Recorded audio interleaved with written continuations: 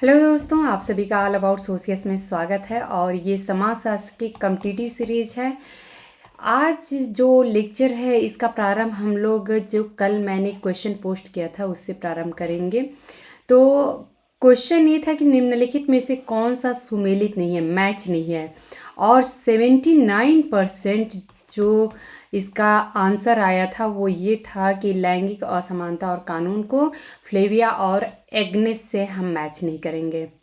इसके बाद से मुझे ऐसा लगा कि चूंकि ये करेक्ट आंसर नहीं था, करेक्ट आंसर है महिलाएं और संघर्ष, जो कि करुणा चांदना से ये संबंधित नहीं है, बल्कि बाकी और ऑप्शन अगर देख लें, लिंग और भूमि अधिकार के बारे में वीणा अग्रवाल ने बात की है, लैंगिक असमानता और कानून के बारे में फ्लेविया एग्नेस ने बात की है, महिलाएं और नातेदारी पे लीला दुबे का अध्ययन रहा है।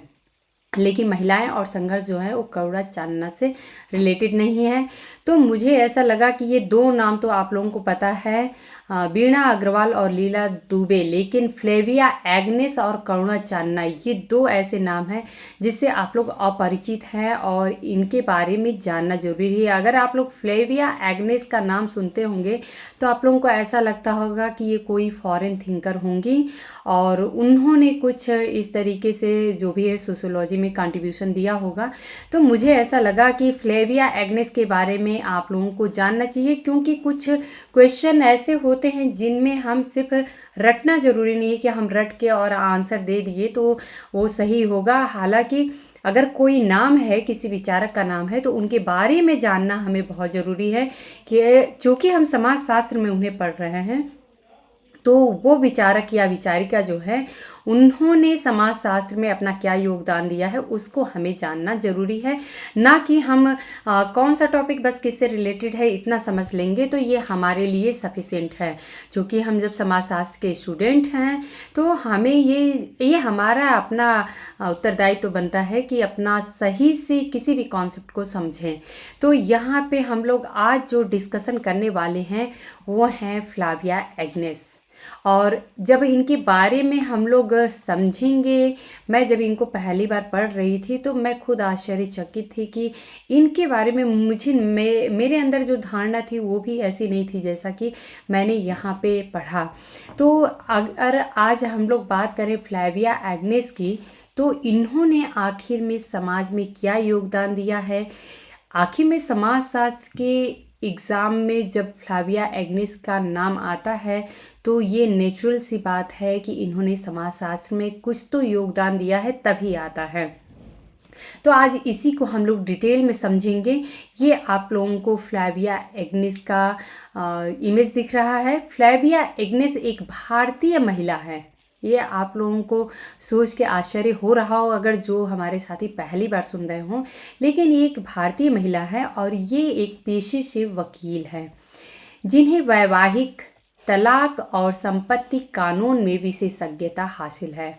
तो यहाँ पे आप लोग देख सकते हैं कि ये एक वकील है। यहाँ पे आप लोग प्रश्न देख सकते हैं, लैंगिक असमानता और कानून, तो यहाँ पे लॉ की बात ही की जा रही है और इससे डायरेक्टली फ्लेविया एग्नेस जो हैं वो कनेक्टेड हैं। तो ये जो मैच था वो गलत हो ही नहीं सकता था। अब हम लोग फ्लेविया एग्नेस के बारे में समझते हैं। तो उन्होंने सबाल्टर्न स्टडीज अर्थात जो उपाश्रित क्षेत्र में अध्ययन किया जाता है, इकोनॉमिक एंड पॉलिटिकल वीकली और मानुषी पत्रिकाओं में लेख प्रकाशित इन्होंने किया है। वह अल्पसंख्यकों और कानून, लिंग और कानून, महिला आंदोलनों के संदर्भ में कानून और घरेलू हिंसा, नारीवादी न्याय शास्त्र और अल्पसंख्यक अधिकारों के मुद्दों पर लिखती हैं। तो आप लोग अगर इनके की टर्म में ही देखेंगे, आप लोग चूँकि ये एक वकील रही हैं, पेशे से ये वकील हैं, तो इनके जो भी इनके कॉन्सेप्ट हैं उसमें कानून आप लोगों को ज़रूर देखने को मिलेगा। तो बल्कि कानून या फिर लॉ को आप लोग इनका की टर्म मान सकते हैं। प्रारंभिक जीवन की बात कर लेते हैं हम लोग, थोड़ा सा इनके प्रारंभिक जीवन पे भी चर्चा करेंगे। और उसके पीछे रीज़न ये है कि मैं बार बार एक ही बात कहती हूँ कि यदि किसी व्यक्ति के विचार को समझना है, उसके व्यक्तित्व को समझना है, तो उसका बचपन या उसका प्रारंभिक जीवन किस परिवेश में बीता है ये जानना अत्यंत महत्वपूर्ण हो जाता है। क्योंकि जो जिस परिवेश में रहता है बच्चा, वो बड़ा पलता है, बढ़ता है, वैसी ही उसकी अपनी जो पर्सनालिटी है या व्यक्तित्व है विकसित होती है। फ्लाविया एग्नेस का जन्म 1947 में मुंबई, भारत में हुआ था। वह मैंगलोर, कर्नाटक में पली बढ़ी, जहां वह अपनी मौसी के साथ रहती थी। उनके माता पिता उनकी 4 बहनों और एक भाई के साथ यमन के अदन में थे, जिनकी कम उम्र में ही मृत्यु हो गई। यहाँ पे मैं ये एक बात और क्लियर कर दूं कि अगर आप लोगों को ये डाउट हो कि हम ये सोर्स कहाँ से हमें मिला है, तो फ्लाविया एग्नेस के बारे में विकिपीडिया से मैंने ये सोर्स कलेक्ट किए हैं। आप लोग चाहिए तो वहाँ से भी जाके आप लोग पढ़ सकते हैं। एग्नेस मैंगलोर में रहने वाले अपने भाई बहनों में अकेले थीं। उन्होंने 10वीं कक्षा तक कन्नड़ माध्यम से स्कूल में पढ़ाई की थी। तो ये कन्नड़ मीडियम से पढ़ाई की थी, अपनी बिल्कुल बेसिक से स्टार्ट किया है। आप लोग अगर पता हो तो मैंगलोर जो है कर्नाटका में ही एक सिटी है। तो मैंगलोर में चूँकि ये रहती थी और कन्नड़ ग्रुप से ही इन्होंने, कन्नड़ माध्यम से ही अपनी स्कूली पढ़ाई की थी। उनकी सेकेंडरी स्कूल सर्टिफिकेट एसएससी परीक्षा की पूर्व संध्या पे उनकी चाची की नींद में ही मृत्यु हो गई और एग्नेस अदन चली गई, जहां वह अपने माता पिता के पास रहने लगी। अपने पिता की मृत्यु के बाद उन्होंने अपने परिवार की मदद के लिए एक डाकघर में टाइपिस्ट की नौकरी कर ली। आप लोग यहाँ पे समझ सकते हैं कि इनका जीवन काल जो है वो कितना संघर्षपूर्ण था। इनकी जो करियर की शुरुआत ही हुई है वो हुई है, आप लोग देख सकते हैं यहाँ पे कि एक डाकघर में उन्होंने अपने परिवार का खर्चा चलाने के लिए, माता के साथ चूँकि ये रहते थे तो उनका और अपना खर्चा चलाने के लिए इन्होंने डाकघर में एक टाइपिस्ट की नौकरी ली थी। जब वह 20 वर्ष की थी तो वह माँ और बहनों के साथ मैंगलोर वापस लौट आई थी। इनकी अगर पर्सनल लाइफ की बात कर लें तो आखिर में इनका व्यक्तिगत जीवन कैसा रहा। उनके भारत लौटने के तुरंत बाद उनकी मां ने उनसे अरेंज मैरिज करने का आग्रह किया था। उनकी शादी एक कहना चाहिए कि सक्सेस नहीं थी, तो यहाँ पे टर्म दे दिया गया है कि बर्बाद थी, अर्थात कि उनकी जो मैरिज लाइफ थी वो सक्सेस नहीं रही और उन्हें मानसिक और शारीरिक रूप से प्रताड़ित किया गया। 1980 में एग्नेस मुंबई में एक महिला आंदोलन में शामिल हो गई और समूह की महिलाओं के समर्थन से उन्होंने 13 साल बाद अपनी शादी तोड़ दी। एक ईसाई के रूप में एग्नेस ईसाई विवाह अधिनियम 1872 के तहत क्रूरता के आधार पर तलाक की हकदार नहीं थी। तो जो ईसाई विवाह अधिनियम 1972 है, जो भी विवाह के किस प्रकार से नियमावली जो होती है ईसाई धर्म में, वो जो 1872 का जो अधिनियम है, ईसाई विवाह अधिनियम, इसी के तहत तय की जाती है। और इस बेस पे चूँकि ये अपने को एक ईसाई के रूप में कन्वर्ट कर ली थी, तो इस रूप में, इस बेस पे उनको जो है वो तलाक नहीं मिल रहा था। तो फिर फाइनली उन्होंने न्यायिक अलगाव की मांग करनी पड़ी इनको। यहाँ पे एक बात और मैं बता दूँ कि मैं जब पढ़ रही थी तो दिया था, जब मैं ये पढ़ रही थी ईसाई विवाह अधिनियम 1972 जो है वो क्या है, जब मैं इसको पढ़ रही थी तो मुझे एक नई चीज़ पता चली। मुझे लगा कि आप लोगों से शेयर कर लेना चाहिए। गोवा जो है, गोवा एक ऐसा राज्य है, ये पूरे भारत देश में ये एक अपवाद के रूप में ये राज्य है कि यहाँ पे जो है, चाहे जो भी धर्म के लोग हैं, यहाँ पे आप लोग देखेंगे अगर तो मेजॉरिटी जो है वो ईसाई धर्म की ही पाई जाती है। तो जितने लोग यहाँ पे रहते हैं, यहाँ का अपना फैमिली लॉ है, गोवा फैमिली लॉ करके है। तो यहाँ की जो भी विवाह से या तलाक से संबंधित जो भी डिसीज़न होते हैं वो यहीं के अपने खुद के नियम के अनुसार होते हैं, जो गोवा फैमिली लॉ है उसके तहत होता है। बाकी ये अन्य जो राज्य हैं वहाँ पे विभिन्न धर्मों में जो भी विवाह या तलाक के रूल हैं वो वहाँ के जो विभिन्न रिलीजन में बनाए गए हैं उनके अकॉर्डिंग फॉलो होते हैं, लेकिन गोवा में ऐसी बात नहीं है। तो ये मुझे बिल्कुल एक डिफरेंट सी बात लगी। एग्नेस के अपने पति से 3 बच्चे थे और तलाक के बाद उन्होंने अपनी 2 बेटियों की कस्टडी ले ली और उन्हें एक बोर्डिंग स्कूल में भेज दिया। उन्होंने मुंबई के बोरीवली में एक छोटा सा घर खरीदने के लिए अपने गहने बेच दिए। चर्च ने एग्नेस को एक कार्यकर्ता बनने का अवसर प्रदान किया। वह चर्च के व्याख्याताओं और बाहरी प्रवक्ताओं या वक्ताओं से प्रेरित हुई थी, काफ़ी इंस्पायर हुई। विशेष रूप से जो एक शीर्षक था, एक आर्टिकल लिखा गया था, क्राइस्ट द रेडिकल, जिसने बलात्कार विरोधी आंदोलन को कवर किया था। तो इस जो क्राइस्ट द रेडिकल था, इससे ये काफ़ी ज़्यादा प्रभावित हुई थी। इस घटना ने विशेष रूप से एग्नेस को महिलाओं के उत्पीड़न के खिलाफ फोरम में शामिल होने के लिए प्रेरित किया था। अब इनकी शिक्षा की बात कर लेते हैं। तो अपनी शादी से पहले एग्नेस ने केवल अपनी एसएससी परीक्षाएं पूरी की थी।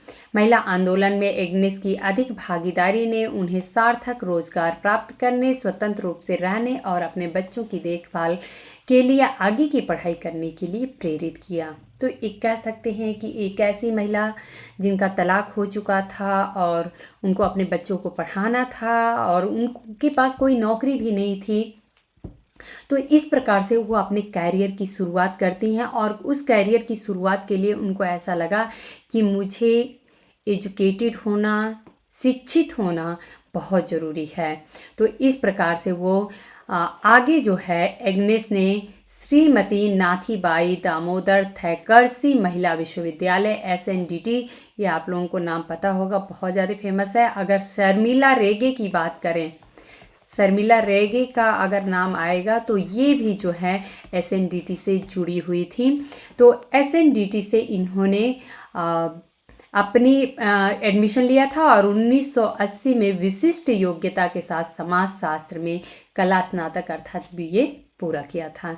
एग्नेस ने 1988 में LLB पूरा किया। यहाँ पे वो लॉ की अपनी पढ़ाई पूरी करती हैं और मुंबई उच्च न्यायालय में कानून का अभ्यास करना शुरू किया। बाद में उन्होंने 1992 में मुंबई विश्वविद्यालय से LLM पूरा किए थी इन्होंने, और उन्होंने 1997 में national law school of India university Bangalore NLSIU से MPhil प्राप्त किया। तो यहाँ पे आप लोग देख सकते हैं कि ये अपनी जर्नी कहाँ से प्रारंभ की थी और ये कहाँ तक पहुँची थी। अपनी थीसिस के लिए, जिसे बाद में ऑक्सफोर्ड यूनिवर्सिटी प्रेस द्वारा प्रकाशित किया गया था, उन्होंने कानून पर काम किया और लैंगिक समानता, विभिन्न धार्मिक समुदायों में व्यक्तिगत कानूनों की राजनीति की जांच करना, विशेष रूप से महिलाओं को प्रभावित करने वाले कानूनों की जांच करना इनका मेन फोकस था, मेन पॉइंट था कि मुझे इन पे अध्ययन करना है। चूँकि इनके अपने पर्सनल लाइफ में भी ऐसे ही था कि ये तलाक चाहती थी, लेकिन जो ईसाई विवाह अधिनियम जो 1872 का जो हमें देखने को मिलता है अधिनियम, तो उसमें इनको काफ़ी ज़्यादा प्रॉब्लम हुई थी। आप लोग यहाँ देख सकते हैं कि सिर्फ पूर्णता के आधार पर तलाक जो है उसकी हकदारी ये नहीं थी। तो इनको बहुत सारे चैलेंजेस भी मिल रहे थे कि जिससे इनको प्रॉब्लम हो रही थी। और फाइनली जब ये न्यायिक अपना अलगाव कर ली, तो उसके बाद से इन्होंने जब लॉ की पढ़ाई पूरी की और अपना कैरियर की बात आती है, तो ये जो अपना स्टडी कर रही थी उसमें इन सारे पॉइंट्स को इन्होंने जोड़ा कि हमें इन सारे जो बातें हैं, जैसे कि हम बात करें लैंगिक समानता की, कि क्या महिलाएं हैं या पुरुष हैं, समाज में क्या हमें लैंगिक समानता देखने को मिल रही है, या फिर विभिन्न धार्मिक समुदायों में व्यक्तिगत कानूनों की राजनीति की जांच करना, कि विभिन्न जो धार्मिक समुदाय हैं, चूँकि इनको खुद भी प्रॉब्लम हुई थी, तो ये विभिन्न धार्मिक जो समुदाय हैं उनमें क्या प्रॉब्लम होती है, कानून कैसे काम करते हैं, उसको भी वो समझना चाहती थी। और विशेष रूप से महिलाओं को कौन कौन से कानून जो हैं वो प्रभावित करते हैं, उसको भी वो जानना चाह रही थी। अब यहाँ पे उनके कैरियर की बात कर लेते हैं हम लोग। तो सबसे पहला कैरियर में आता है उनका कानून। तो आप लोग देख सकते हैं कि सबसे पहला पॉइंट ही है लॉ। जिसको कि हम लोगों ने क्वेश्चन में देखा था। एग्नेस ने 1980 के दशक में महिला आंदोलन के दूसरे चरण की शुरुआत में महिलाओं के कानून के क्षेत्र में काम करना शुरू किया और 1988 से एग्नेस मुंबई उच्च न्यायालय में एक प्रैक्टिसिंग वकील रही हैं। घरेलू हिंसा के साथ उनके अपने अनुभव ने उन्हें महिला अधिकार वकील बनने के लिए प्रेरित किया। तो यहाँ पे आप लोग देख सकते हैं कि किस प्रकार से इनकी अपनी जो पर्सनल लाइफ कैसे बीती थी, उसी से इन्होंने आगे का अपना कैरियर भी चूज किया था। वह सरकार को कानून कार्यान्वयन पर भी सलाह देती हैं और वर्तमान में इस समय महाराष्ट्र में महिला एवं बाल विकास मंत्रालय को सलाह देती हैं। तो ये इनका कुछ लॉ से रिलेटेड इनका कंट्रीब्यूशन है। एक वकील के रूप में वह महिलाओं के अधिकारों, विशेषकर महिलाओं के आर्थिक अधिकारों से चिंतित हैं। उनका लक्ष्य भारतीय आर्थिक संरचना के भीतर महिलाओं की असमानता और दरिद्रता को हल करना है, खासकर संपत्ति के स्वामित्व के संबंध में। क्योंकि महिलाओं को ऐसा देखा जाए तो जो एक भारतीय परिवार की संरचना दिखाई देती है, उसमें उनको संपत्ति के अधिकार से वंचित कर दिया जाता है। वह स्वीकार करती हैं कि ब्रिटिश कानून के तहत भारत में पूर्व औपनिवेशिक और नागरिक समय में कुछ हिंदू महिलाओं को भी किसी संपत्ति की अनुमति नहीं थी और अन्य महिलाओं को थोड़ी बहुत संपत्ति की अनुमति थी भी। तो ऐसा ये बोलती हैं कि हम औपनिवेशिक काल से पूर्व की बात भी अगर करें, अंग्रेजों के शासन से पहले की बात करें, तो बहुत ऐसी जगह थी जहाँ पे हिंदू महिलाओं को संपत्ति में कुछ अधिकार था भी और कहीं कहीं पे नहीं भी था। अंततः महिलाओं को शादी के पहले अधिक स्वतंत्रता प्राप्त हुई, लेकिन संपत्ति कानून के अर्थ में नहीं। तो अगर देखें कि विवाह के पहले जब लड़की अपने घर में होती है तो उस समय ज़्यादा स्वतंत्रता उसे मिलती है, लेकिन यहाँ पे संपत्ति में वो हमें स्वतंत्रता नहीं देखने को मिलती है। तो यहाँ पे यही बात कहती हैं कि संपत्ति कानून के अर्थ में हमें नहीं देखने को मिलती है। अच्छा, यहाँ पे इन्होंने कुछ अपने कुछ जो सामाजिक फैक्ट्स हैं, ये बोलें कि सामाजिक तथ्य हैं, इन पे इनके विचार हैं, उसको हम लोगों को समझना ज़रूरी है, क्योंकि हम तभी फ्लाविया एग्निस को समझ पाएंगे। तो मृत्यु दंड पे इनके अपने विचार हैं। जो एक मृत्यु दंड दिया जाता है किसी भी अपराधी को, उस पे इनके अपने विचार हैं, इसको हम लोग समझते हैं। जबकि भारतीय न्यायपालिका प्रणाली में मौत की सज़ा जो है वो दुर्लभ से दुर्लभतम के रूप में वर्णित मामलों में दी जाती है, कि जो एक ऐसा सिचुएशन जिसमें हम क्षमा भी नहीं कर सकते हैं, ऐसे सिचुएशन में हम मौत की सज़ा देते हैं। तो एग्नेस और मजलिस में उनके वकीलों की टीम मौत की सज़ा की प्रमुख आलोचक रही है। तो यहाँ पे आप लोग एक, ये मजलिस जो है एक संस्था है जिससे एग्नेस जुड़ी हुई है। तो फ्लाविया एग्नेस का नाम यदि किसी एग्ज़ाम में मजलिस से जुड़ा हुआ आता है तो ये करेक्ट होगा। यह आप लोग ध्यान रखिएगा कि जो मजलिस संस्था है उससे एग्नेस का नाम जुड़ा हुआ है।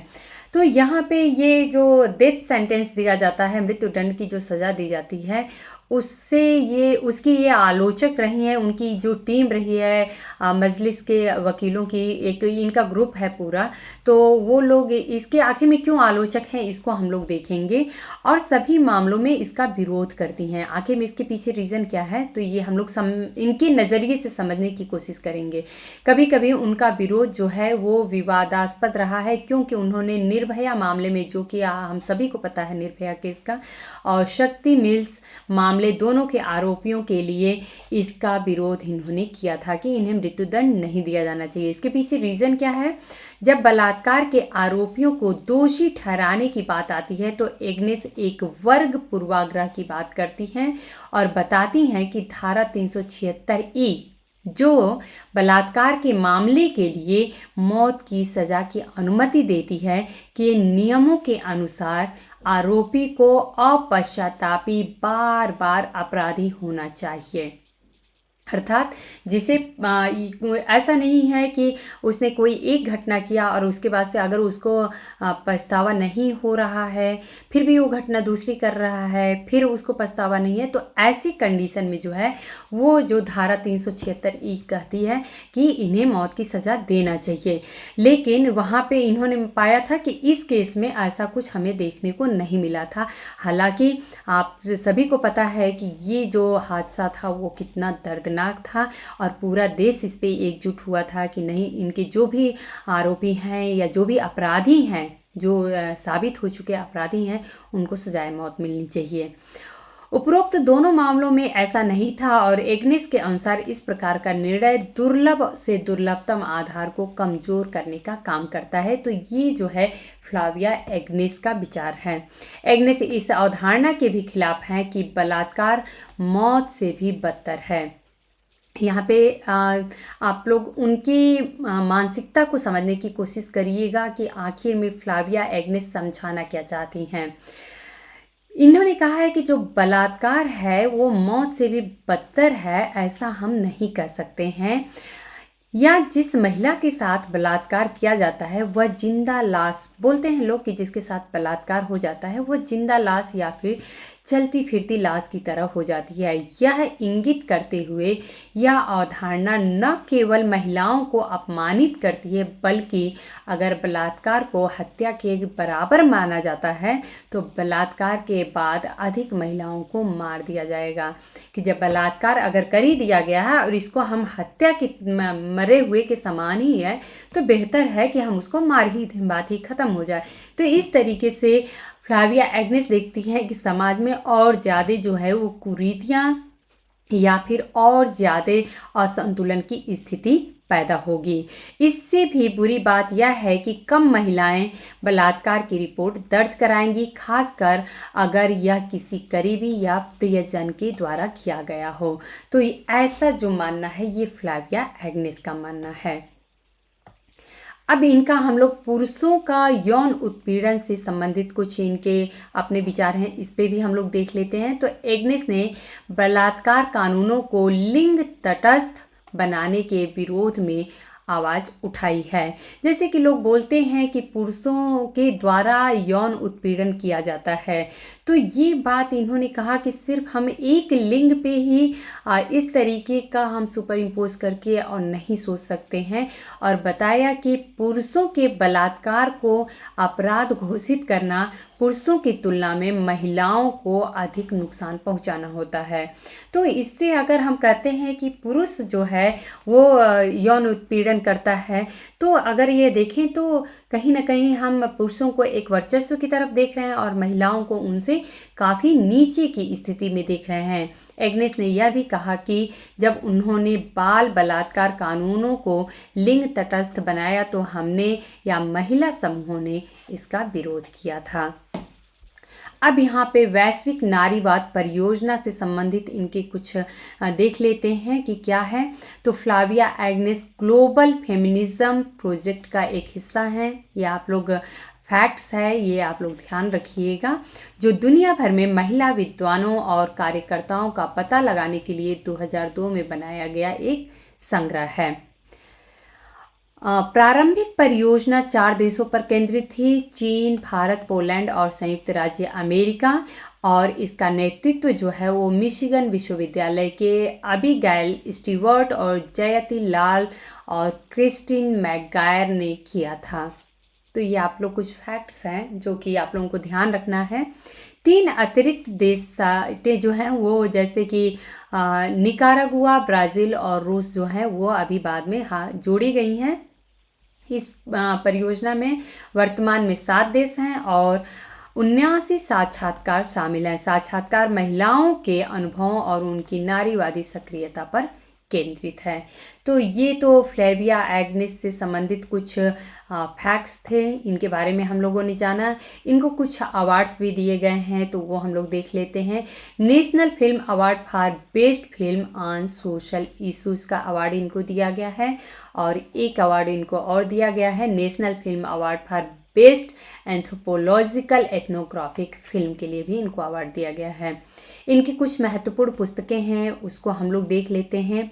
तो ये इनकी वॉल्यूम फर्स्ट बुक जो है फ्लेविया एग्निस की फैमिली लॉ, आप लोग देख सकते हैं यहाँ पे वॉल्यूम फर्स्ट जो है family laws and constitutional claims, ये इनकी पहली वॉल्यूम है। और दूसरा जो फैमिली लॉ का वॉल्यूम 2 आप लोगों को देखने को मिल रहा है वो है marriage, divorce and matrimonial litigation. तो ये जो है 2 वॉल्यूम में इनका फैमिली लॉ करके बुक है। कुछ और भी बुक है वो भी देख लेते हैं। नेगोशिएटिंग स्पेसेस, ये कुछ और भी विचारकों के साथ फ्लेविया एग्निस ने लिखा था। एक बुक इनकी और है women and law in India, law and gender inequality. तो ये आप लोग देखेंगे कि मैक्सिमम इनकी जो बुक्स हैं उसमें लॉ जो है वो आप लोगों को की टर्म के रूप में मिलेगा। जैसे कि यहाँ पे आप लोग women and law in India देखेंगे, लॉ एंड जेंडर इनइक्वालिटी देखेंगे। वहीं पे आप लोग यहाँ पे देख सकते हैं दोनों वॉल्यूम जो है वो फैमिली लॉ के नाम से है। तो लॉ जो है वो फ्लेविया एग्निस का की टर्म है, इसको आप लोग ज़रूर याद रखिएगा।